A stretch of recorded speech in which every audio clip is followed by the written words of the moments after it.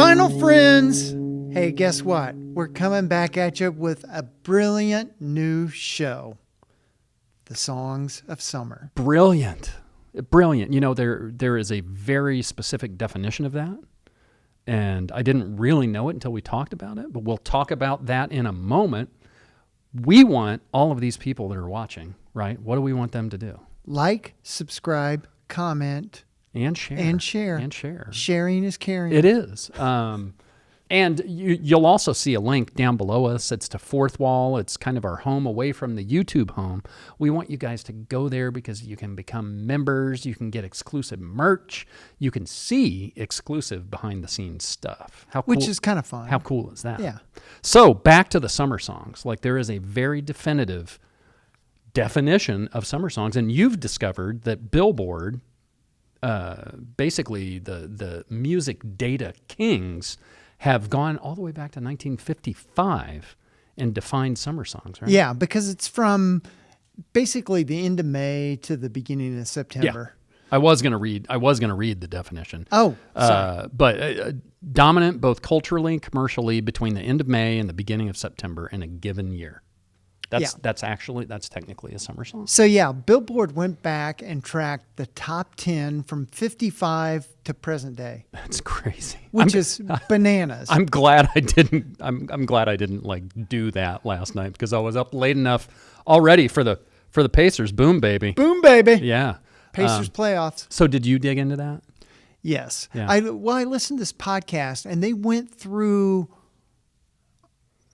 I can't remember if they went through them all from the beginning. Maybe they did. Yeah. But they started kind of when Billboard started tracking, which I can't remember exactly what the year was when Billboard actually gained traction. And they're like, ooh, this is a thing. We're going to start tracking this. Yeah. It's pretty amazing that all that data is out there. And I mean, we give music like that cursory look because of the angle we're coming at it from is fans. Yeah. But, you know, there's so much more to it. And then in doing this and selecting our songs for this, a lot of those songs do fall into that part of the calendar. Yeah. So, and that's really 5 months out of the year. Yeah. Which is crazy. Half the year is when a summer song could be released. So yeah. Well, do you want to start us off with your first example of a summer song? Yeah. All right. I will get the Vinyl Ventures record out of the way. Boom. We're going to start with Bananarama and Cruel Summer. Great song. The picture in my mind is Karate Kid. Yeah. Yeah. Because that's in the middle of the summer. Yeah. And that probably helped propel this album. Yeah. But these girls, women now, man, they were cool. They were something. Yeah, and it came out in '84. Okay. And I don't know if it made it to the summer songs. We'll have to check. Yeah, that can be an extra. Well, I'll check while I'm yeah, do something going Talk. on. Well, I mean, I think Bananarama is an interesting group because to me they were kind of like that first group of multiple women that really kind of gained traction in the early 80s. I mean, you also had the Go-Go's. Before that, you had Runaways. And even way back, you had groups like the Supremes and the Ronettes and all of them.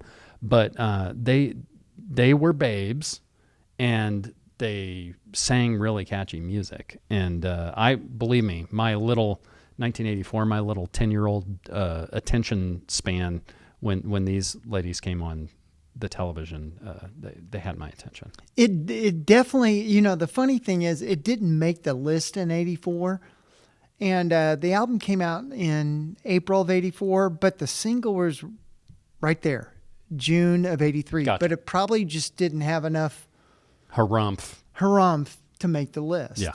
Well, no, I mean... But I mean, if you think about summer, this was one of the first things that came in my head, Cruel Summer. Yeah.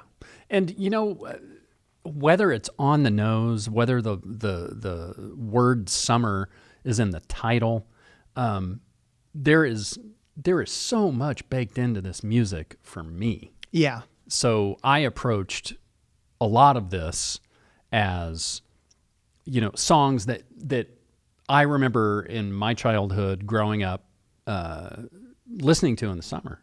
Because I wasn't in school. I was carrying a radio around, listening to the radio all damn day. And the crazy thing then was how many times in a day you would hear a song on the same radio station. Yeah. I barely listen to any terrestrial radio anymore, but those songs were just nailed into your head over and over and over. And then this one, Cruel Summer, being associated with the Karate Kid, that just made it even more so. Oh yeah. Yeah. But I love that example. And Venus was their other big hit. Yeah, there were a bunch of let's see. God, they had 5 singles off this. Really? Off this album. Really? Venus. I don't think Venus was on this. No. Robert De Niro's Waiting, Rough Justice, Hotline to Heaven, and Wildlife. Wow. Okay. And Cruel Summer. Yeah, and Cruel Summer. Yeah. Well, that's Cruel cool. Summer was the first single. Okay. Yeah, that's great. That's a good example. I mean, and it was 83 actually. Oh, it was in the UK that it first came out. That's an interesting point because a lot of times release dates for artists are completely different in the UK and Europe than they are in the US. So maybe that was the sticking point. Yeah, and in today's world, there's not that as much of a divide like that because, obviously if something's released here, somebody can post it to YouTube immediately. So I think that in that regard, the record industry kind of has had to adapt. But yeah, since they are British, right? Good question. I thought they were. Let's see. Bananarama. But it is interesting to see the different release times back in the day before the internet, before everything was shareable, like that. That kind of thing fascinates me. It would be cool to get someone back on the show from one of the big labels and talk to them about those things. Maybe somebody that's been in it for a while. But that's a perfect example. I mean, I thought of that too. And then I was talking with my wife, and she's like, Cruel Summer. My mom loved that song. And I'm like, well, I loved that song too. I don't think I have Bananarama. And then I thought I did, but no, I don't. So. Yeah. So for me to buy it in 84. Yeah. It's very unlike you unlike you to have something so commercial. Yeah. It meant that much. Yeah. But I mean, that's kind of what was going, the new wave alternative scene was bigger in the UK. Yeah.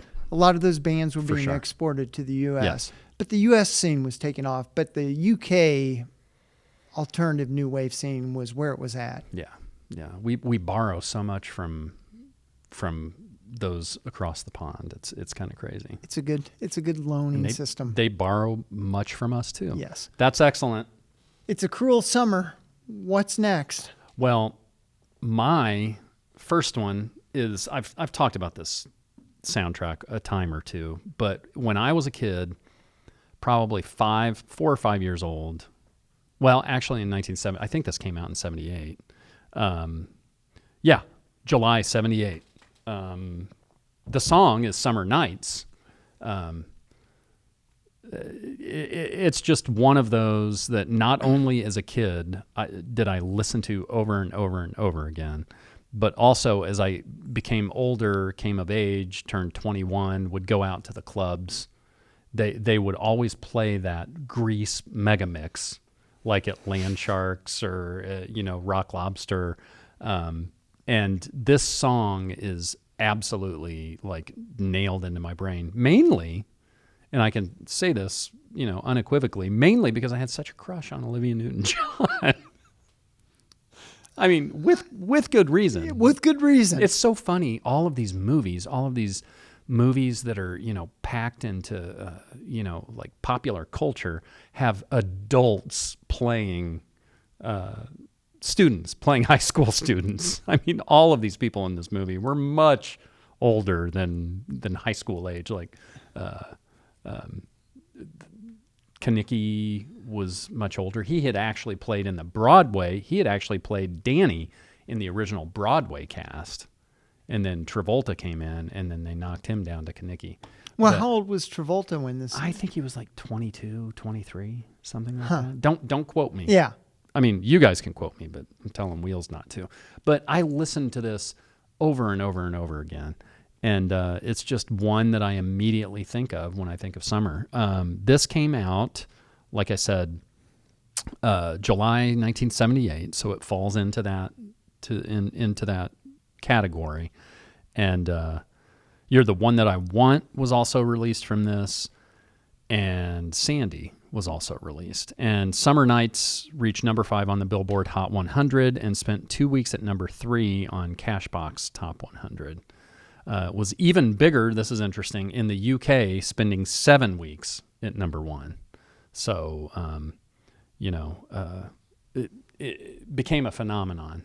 And I still love it. I think it's great. I also think it's funny that there is so much like not kid-friendly stuff in this movie. But kids love it. But kids love it. And, they've done a sing-along version of the movie. And, so Summer Lovin', I always thought it was called Summer Nights. Or I always thought it was called Summer Lovin'. But like when I was thinking of it, Summer Lovin', but it's actually Summer Nights.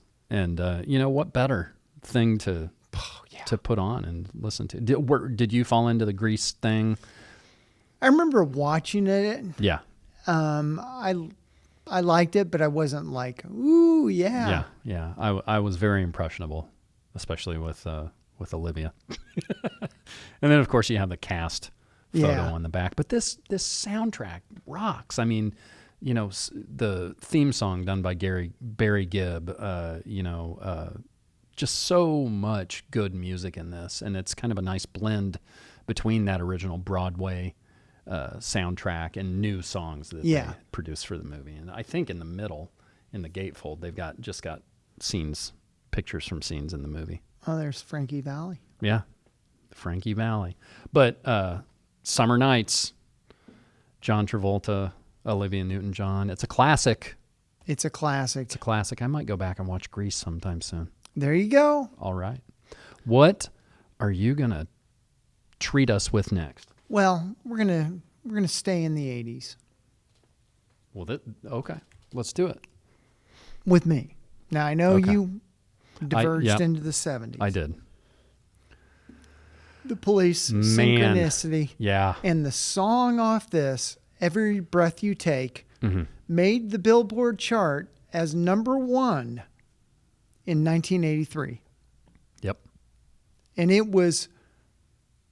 this album meant a lot to me that summer because right before I went to college, we saw the Police. Did they play Market Square Arena? Yeah. Market Square. What a show. I wanted to go to that show. I was 9 and I couldn't it had to be August. Oh, it was. I mean, it was a great experience. A lot of people watching and listening don't understand how great of a venue Market Square Arena in Indianapolis, Indiana was. It was where the Pacers, again, originally played.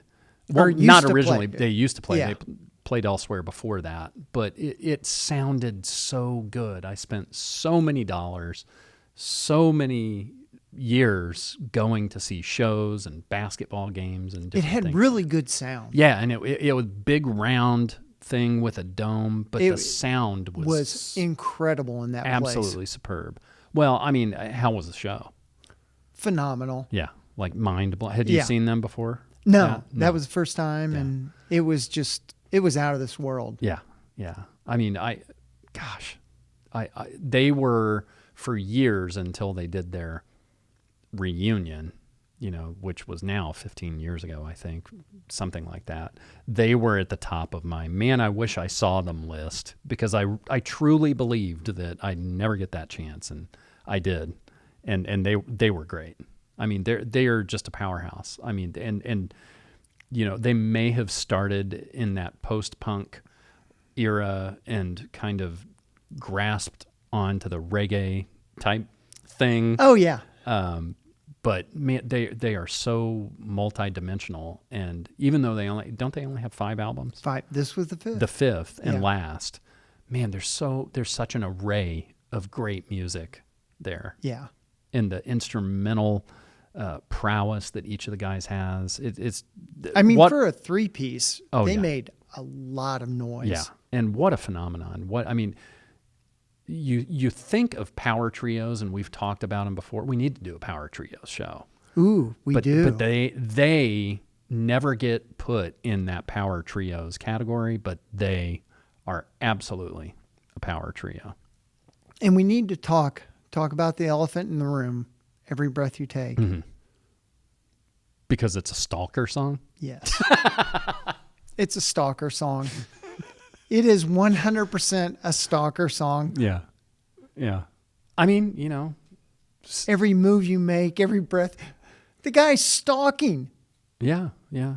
Well, I mean, Sting had a lot on his mind. Stalking was one of them. I think most of the ladies would love to be stalked by Sting. Yeah. Even to this day. Yeah. Yeah. It's so strange when songs, and I'll have to look for the thing I was reading a couple months ago, was kind of about how many songs. I think it was about wedding songs that people choose. Oh, if they choose that, Jesus Christ. Because how uninformed they are about the actual meaning of the song, you know, and that's just interesting to me. But, you know, that also speaks to how easily interpreted or interpretable some of this stuff is. Yeah. And when you hear a song and it moves you, you know, your mind will do a lot of weird things. But yeah, that's very true. I would like to see a list of how many marriages have not gone well when they had that song. Now we're really getting into the weeds. Another notable thing about Synchronicity is the fact that I believe there are 37 variant covers between the different colors and what is a certain color and the individual photos of each of the guys on the front and back. And friend of the show, Kevin Stout, has actually found all of I think he found it for a customer. Yeah, he found it for somebody who wanted to collect every single copy. And also the first pressing of this is translucent purple. Which this is a first pressing. Yeah, which is the, you know, combination of these 3 colors. Yeah, and this may even be a music club version. I don't know. Wow. That's cool. That's cool. It's a great album. They're a great band. I think they're underrated just because of the lack of catalog that they have. Yeah, when you've got 5 albums. But I will tell you, when I saw them on their reunion tour, Elvis Costello opened. Oh. And it was like a moment for me. Yeah. For sure. Was that the only time that you saw them? Yeah. Yeah. I wish I could have been there. I get weird with shows. Sometimes when I've seen a band, it's like, okay, check it off. Done. Move on. I'm like that with movies. Yeah. I am too. I don't rewatch movies that much. I don't either. Yeah. Well, that's a good one. That's excellent. And you know, the more we talk, every time Synchronicity comes up, I kind of feel like it's the new Dark Side of the Moon, because but every time we talk about it, I'm closer and closer to trying to collect all of those covers. It's easy to fall into, because you see one you don't have, and somebody will say, "Ooh, this one's really different," because it's like, shit, I should buy that. Even though I've got 3 of them already. Yeah, I don't need any more. Well, that's great. Excellent. You're next. My next one is also a song called Summer Nights by a little band from Pasadena, California called Van Halen. Nice. This just happens to be the first album they did with Sammy Hagar, 5150. I saw the band on this tour. I was 12 years old at the time. Summer Nights was actually not a single from this album, but this album came out March 24, 1986.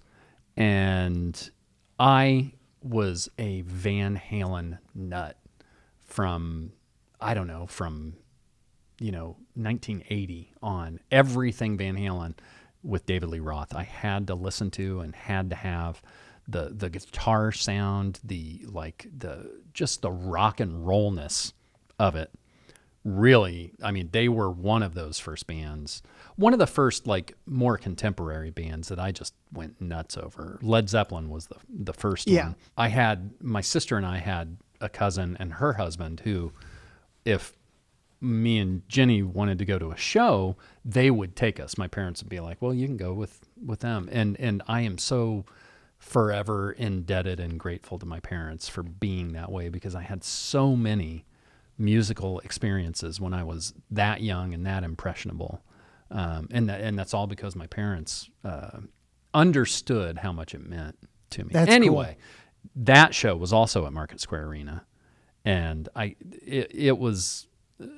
look back so fondly on this album and that show, because it was kind of a amalgamation of everything. And a lot of people, when DLR left, thought the band was over with. And basically the band commercially was more successful with Sammy for the 4 albums that they did than they were with Dave, which is unbelievable. Yeah, because they were already huge. Yeah. But Summer Nights is such a great song. It's one that I love to go back to this album and listen to, and I love everything about it. I mean, the cover, here they are on the back. Atlas has dropped the globe, and Van Halen is coming out of it. It's such there is such emotion, like we talk about all the time. Yeah. How this is a time capsule, without a doubt. And this is one of those albums that is a time capsule for me. And it's crazy to me that this album was released on March 24, 1986, and they never released Summer Nights as a single. They released Why Can't This Be Love? That was huge. The first single from this. Dreams, that's the one where the Blue Angels were in the video, if you remember the video. The band wasn't even in it. It was all Blue Angels flying planes. Love Walks In and Best of Both Worlds. But yeah, this album, let's see. The critical reception was mixed early on. In later years, the album became considered one of Van Halen's most complete recordings.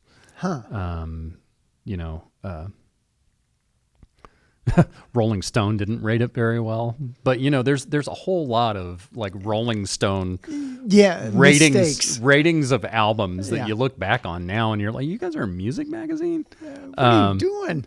But this is a powerhouse album. It was a powerhouse band, and all of that emotion wrapped up in this band and this album, and me having seen this show. It just makes it so much more difficult to accept that Eddie is no longer with us.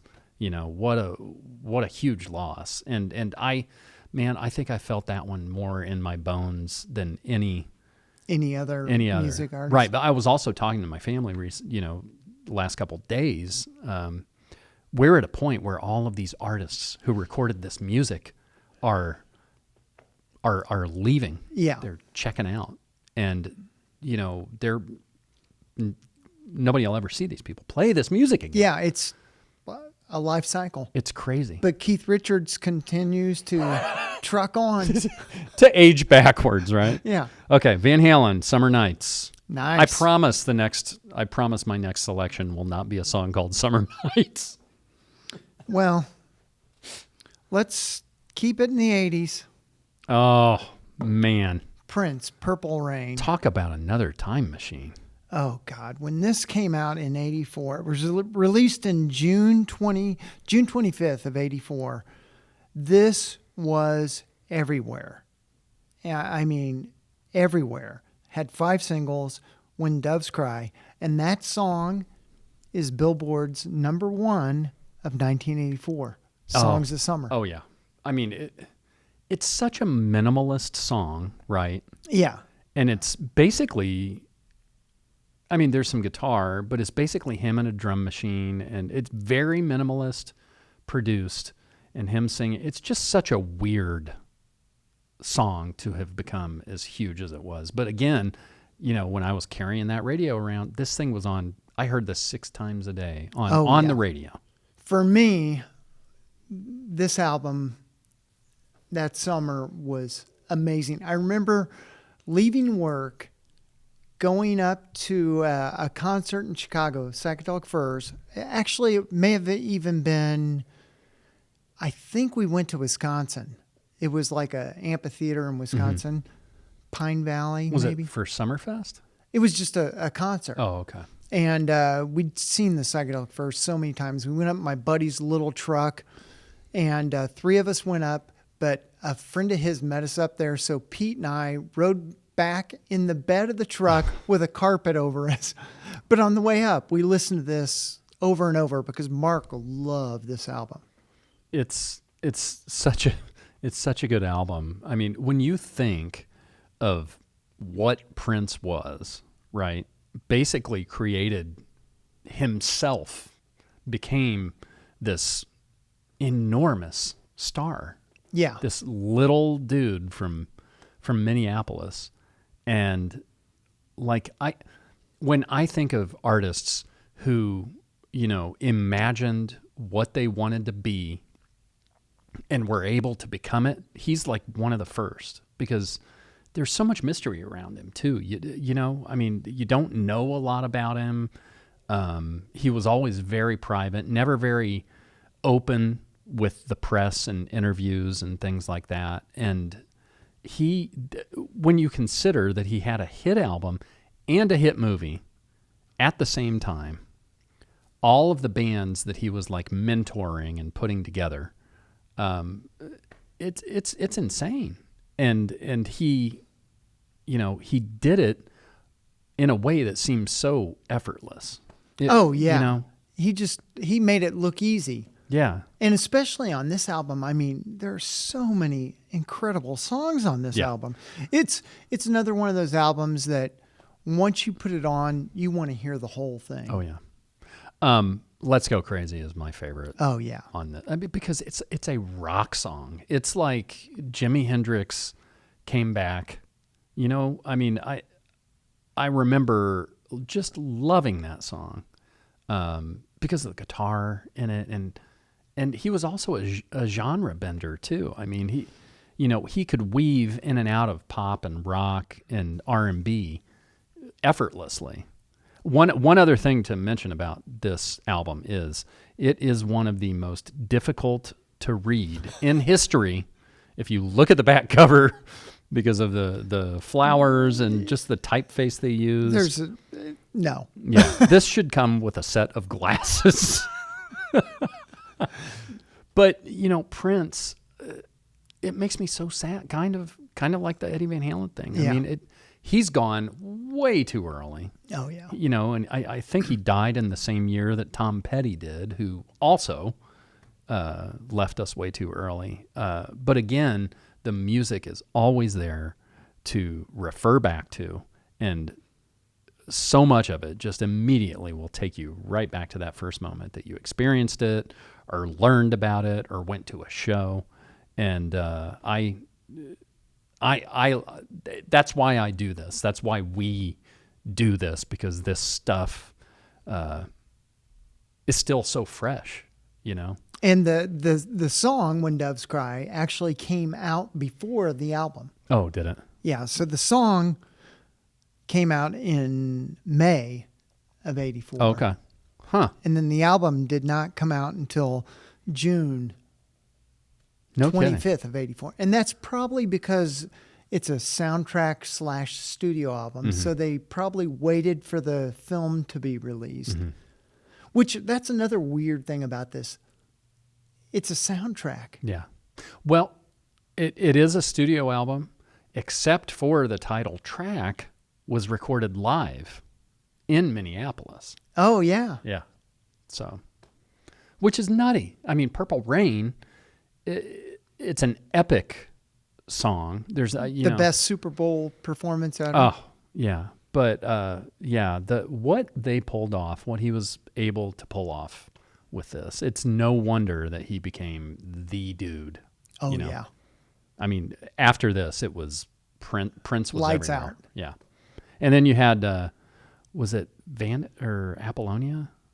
Apollonia. Or was it Vanity? I can't remember the one. Yeah, I can't remember the whole. The female co-star was very good too. I mean, the movie's not great. Let's be honest. Movie's not great, but the music is incredible. It is. And I think my favorite thing in the movie is Morris Day. I mean, he is so good, so funny, and plays that part so incredibly well. That's an excellent one. My sister would be very proud. Well, she listened to this all the time. We've made the Rich family proud. Yes. That means you got to pick another one. Okay. Well, I don't know if this will make the Rich family proud, but Blood Sugar Sex Magic was released in September of 1991. And the first song I think about when I think about this album is Give It Away, which came out on September 4, 1991. So it does fall into that summer song thing. But I discovered this album through a friend named Ron, and Kyle Chuddick also listened to it a lot.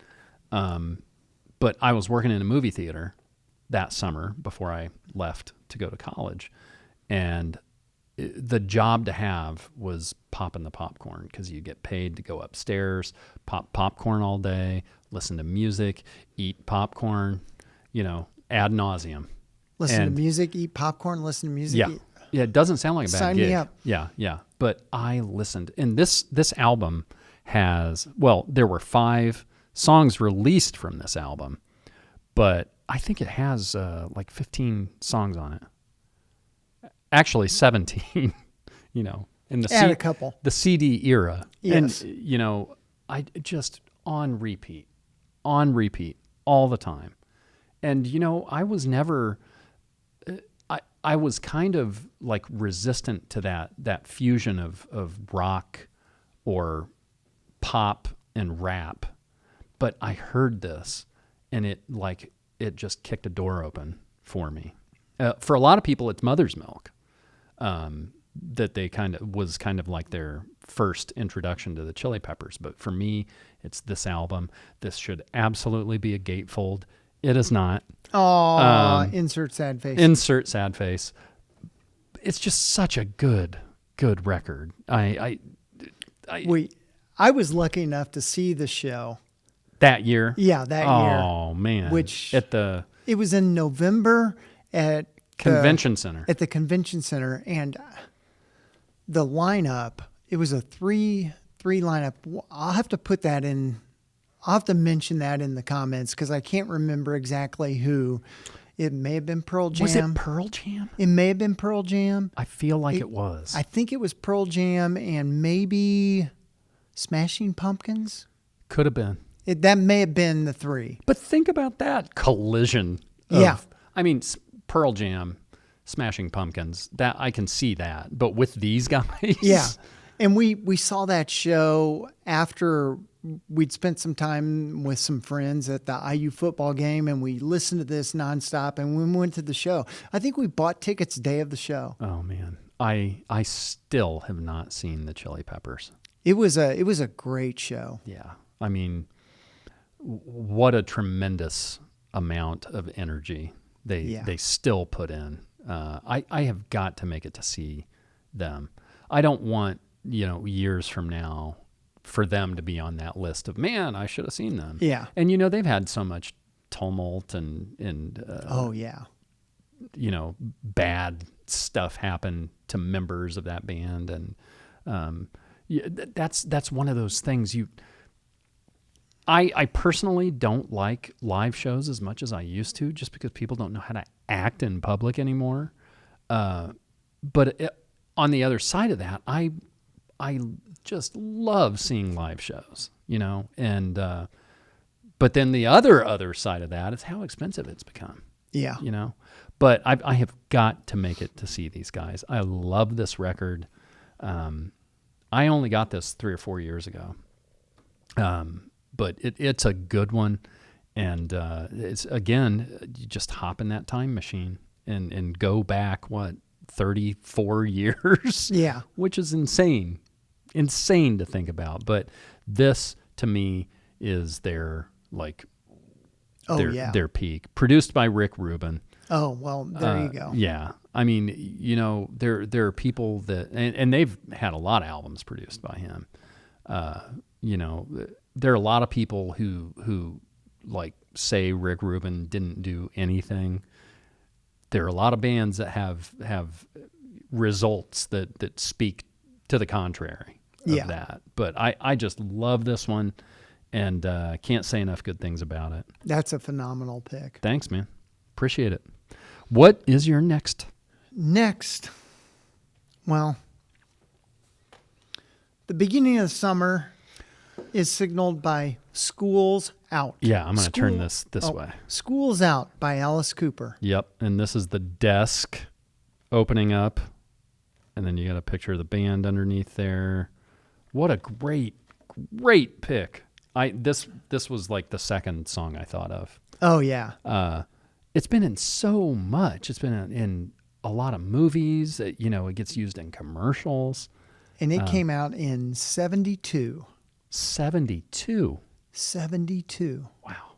I did the unboxing of the 50th anniversary. Right. That's right. It's really great. I mean, how great was that Alice Cooper band? By the way, that original Alice Cooper band, the surviving members, are putting a new album out. Did you know that? I did not know that. I don't know the title. I know they've played a show, yeah, or a couple shows, or some songs at shows. But yes, the surviving members of the original Alice Cooper band are putting a new album out. So that's exciting. Yeah, and in 72, it didn't even make the Billboard list. So that tells you that, hey, these lists are not always super perfect. No, and they're organic. Yeah. And they can change in retrospect, for sure. Yeah, but I mean, there's nothing that signals the start of summer like school being out. Yeah, that's true. I remember those days. Yeah. Like having the field day in elementary school, throwing water balloons at each other. Yeah. And it is such a great song. I mean, it's easy to kind of like cast Alice aside as kind of a novelty. But he's sold so many records. He's played so many shows. He's still touring like a madman. And School's Out, what a great song. 18, I'm 18. Another great song. No More Mr. Nice Guy. I mean, such good songs. Yeah, and this was the only single from this album. Really? Yeah. Huh. That's crazy to me that it and you said it didn't chart? Well, it didn't chart on the Billboard. Oh, okay. Yeah, but it did, let's see, it did chart. Let's see, how did it do? It hit number 7 on the Billboard Hot 100. Hot 100, okay. Yeah, I mean, you just have to give respect to the guy. I mean, because he was, there was the glam stuff between T-Rex, David Bowie, Mott the Hoople, all of those bands doing that kind of thing. And he came out and just blew everything up. The theatrics and the stage makeup, the stage show, the makeup. I mean, I'm sure it was scary as hell. But the funny thing is there's that scary presence met with kind of the goofy, funny songs. Yeah. Or more music more aimed at the younger generation. And now you think back at it, I mean, what a great idea to try to appeal to those kids, because you're going to get older, but those kids are always going to be the kids. It's funny, this song and Dazed and Confused. Oh, yeah. And yeah, Yeah. And he had a great, what was the quote from, the girls, the great. Oh, from Dazed and Confused. Thing Yeah. is, I get older, but the girls stay keep the same. Staying the same Yeah. age or something. So like it's that same theory. Yeah. You're talking about Matthew McConaughey. Yeah. Yeah. Oh, now I need to go watch that movie. Yeah. It's such a great movie. The soundtrack is amazing. Do you have that soundtrack? I've got it on CD. Oh, okay. I need to get that soundtrack. I on need vinyl. to get it on vinyl. I keep waiting to find a deal. Yeah. Because it's not a cheap soundtrack, but it's a really good. Oh, it's great. It's awesome. Well, that's an excellent example. I brought it too, but I let Wheels have it because he heard the song first. So, I brought the. Well, here, I'll take mine down if you've got the. Did I lie to you? You may have lied. I guess I lied. I thought I brought my 50th anniversary version, but great packaging, great album, great band, great front man. Yeah, and I'll hold this. The whole desk. Yeah, is so cool, super cool. Yeah. Yep, and then you can fold it out and you can fold it out and make it a whole desk. Those details are so charming. Those die cuts, I love the die cuts. Well, we will do a die cut only show. There we go. Put it on the list. Okay, that's a good one, man. School's out. What's next, Summer Boy? One of the other songs that absolutely popped into my head as soon as I thought about this was American Girl by Tom Petty and the Heartbreakers. And I know that you're not like a huge Tom Petty guy. I love this song. But the song is great. The song, you hear it a lot now. It was also, if you remember, it was in Silence of the Lambs. I love that. And every time I hear the song, I think of that. That is such a good like use of juxtaposition in a film because it's like the happy, upbeat song and the girl has been taken captive. Yeah, she's being thrown into a van. American Girl. Yeah. And but this song came out from their first album. This song came out as a single in February 1977. Did not chart in the United States, but it peaked at number 40 in the UK for the week ending August 27, 1977, which tells you, different release dates. But in the UK, this was a summer song. But I hear the beginning of this song like on satellite radio or if I'm streaming stuff, because I've actually jumped into the 2010s and started listening to Spotify. But when I hear this song, I listen to the whole thing. It's kind of his signature song for good reason, man. I mean, it's great. And the band, just fantastic. Stan Lynch, Ron Blair, Michael Campbell, Benmont Tench, and Tom. And this band is a powerhouse. It's just such a shame. I kind of foreshadowed this talking about Prince and Tom Petty leaving us way too early, but it's there. You can't say enough about the impact that Tom Petty had on music, and just kind of sort of came out of nowhere. Yeah. At least to the rest of us, and he never really ever had a dip in his career. And then later, between Full Moon Fever and Wildflowers and all those more contemporary late era albums, he got so good. Some people aren't as big a fan of that era, but I just take it all in and appreciate the fact that most people, as their career goes, have harder and harder times writing good music, not necessarily hits, but just good music. But man, he did it his whole career. And then the band, like the last two albums, like Hypnotic Eye and Mojo, basically blues albums. And you can listen to those records and hear how much fun these dudes were having. But like I said, American Girl, somehow it just feels like that summer song. Yeah. Technically in America, no.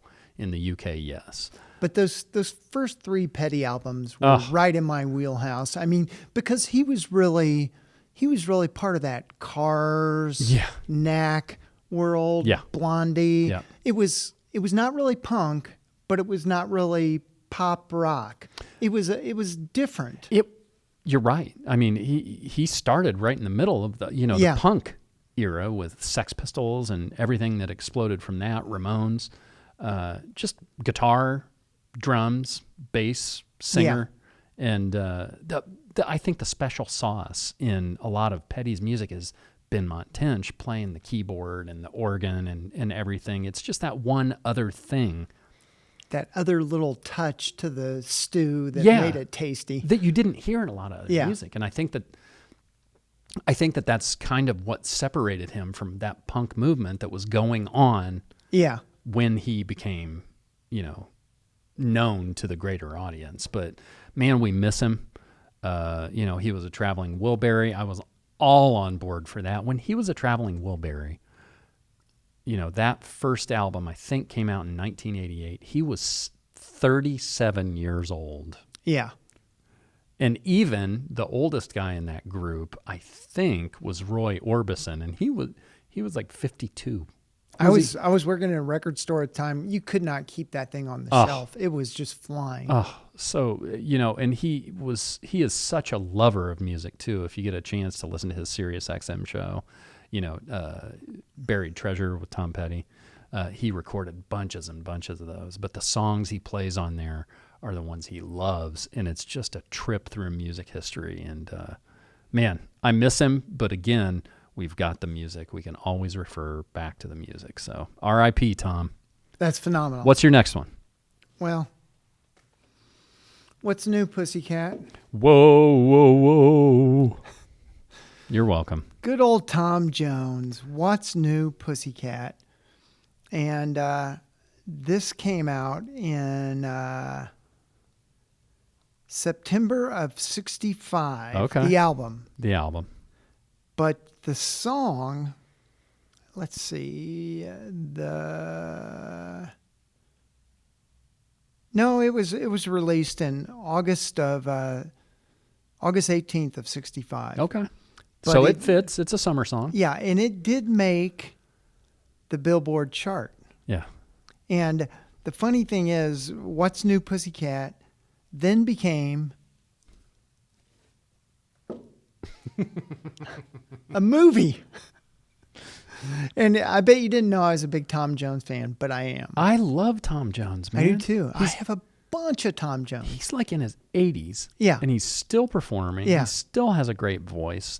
He was kind of like Pop's Joe Cocker. Joe Cocker could interpret music from a wide range of writers, and man, he's got the gravitas between the just the power of his voice and his dance moves, and the ladies loved him. I love Tom Jones, and he kind of had, I remember when I was in college, you may not remember this, I don't know, but he kind of had a resurgence.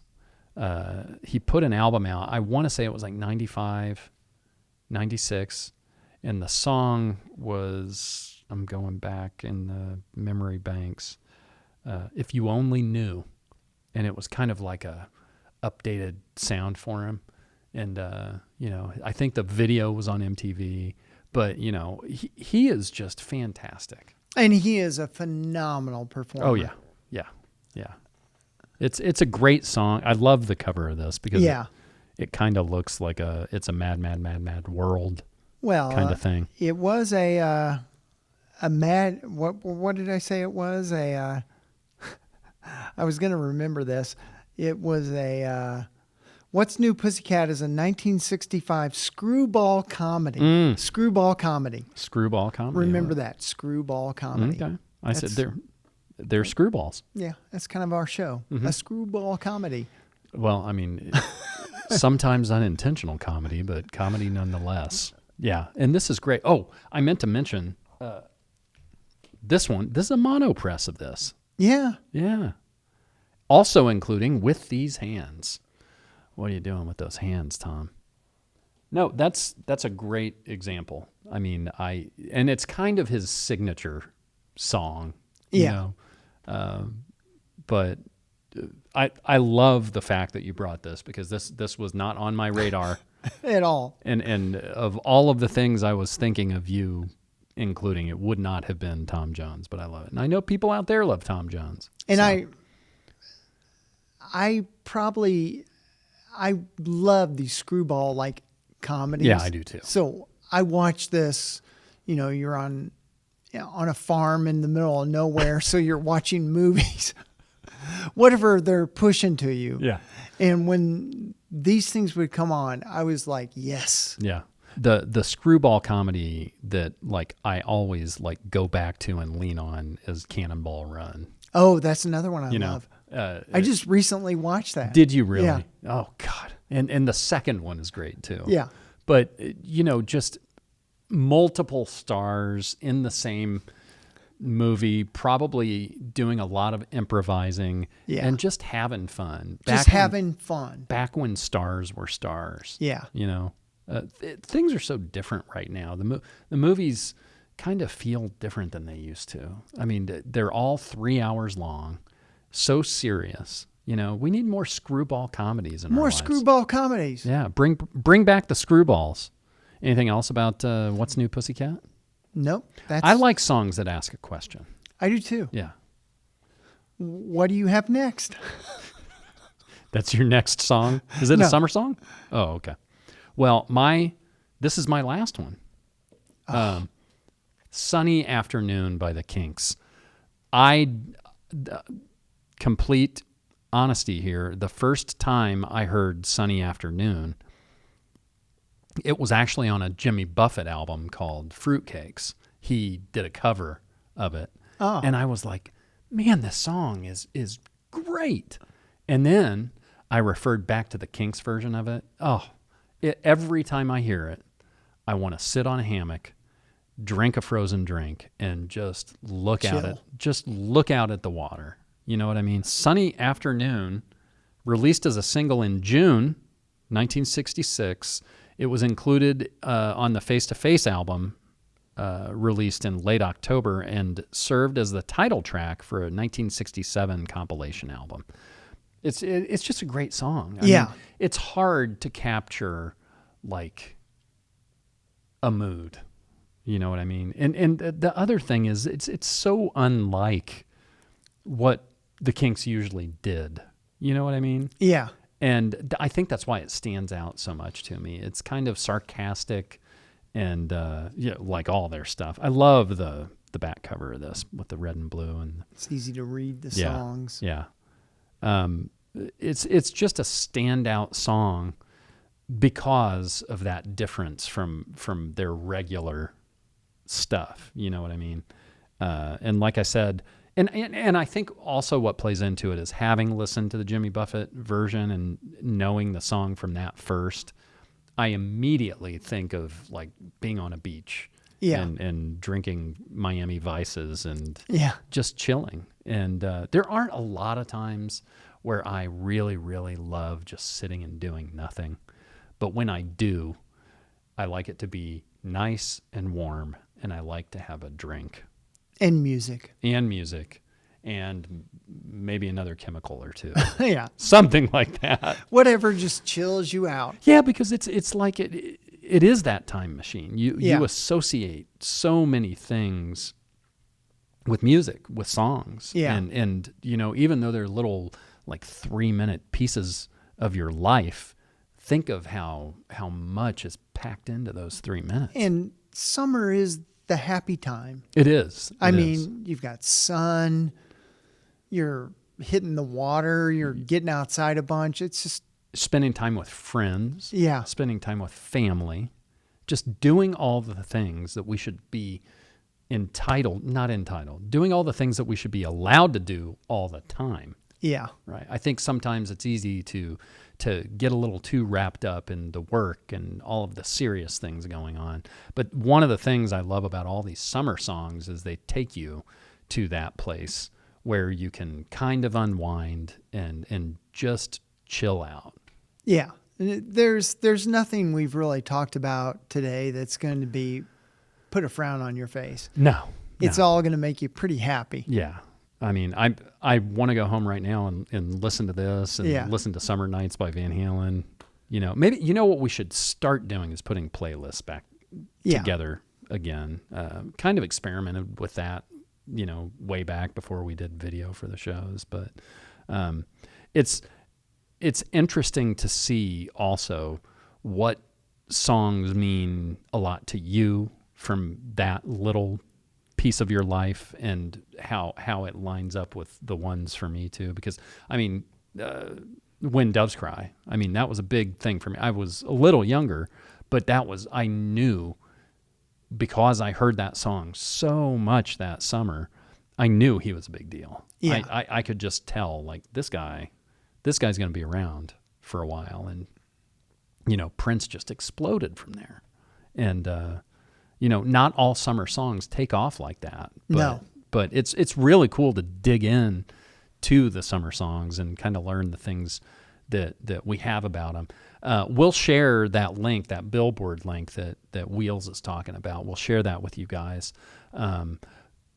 We love doing this because of that time machine thing that we talked about earlier. And it's, not every show. We've done so many shows, but not every show is like packed with that excitement and that emotion, but I feel it from this one. So, yeah, I really do too. Yeah. So if you guys have any summer songs that meant a lot to you as you were growing up, or, just albums or bands that make you think of summer, we want you to share those with us. Put those in the comments. What else do we want people to do? Like, subscribe, and share. And comment. And also go to Fourth Wall. It's our home away from our YouTube home. It's down here. Yep, down there. You can be a further part of the show. You can get exclusive merch. You can get exclusive behind the scenes stuff of us putting the show together. We want to thank everybody for coming along on this trip down memory lane. And, just keep listening to that music. Keep spinning that wax. Share as much of it as you feel like with us. And for Wheels, I'm Jay, and we'll see you all the next time around.